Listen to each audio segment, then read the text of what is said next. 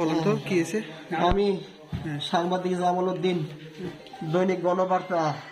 আমি গোপন সূত্রে খবর পাইছে যুব দলের লোকজন, বান্দরবান বিএনপি যুব দলের লোকজন কেন্দ্র দখলের পায়তারা করতেছে।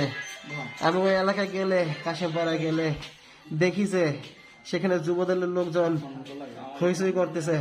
পরে আমি ক্যামেরা রেকর্ড অন করলে আমাকে বলে তুই কে? আমি বলি আমি সাংবাদিক। সাংবাদিক বলার পরে যুব দলের আরিফ আমার কলার টাইনা ধরে দলের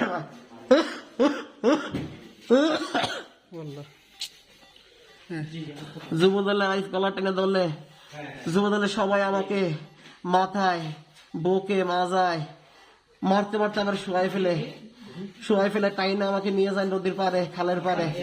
খালের পারে নিয়ে একেবারে মাইরা খালে ফালাই দেয়।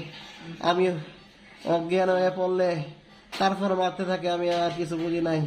তারপর আমাকে পুলিশ গিয়ে উদ্ধার করে নিয়ে আসছে। আমি বিচার চাই। আমি সাংবাদিক হওয়ার পরে বলতেছে ওরা সাংবাদিক মাইরালা বলতেছে।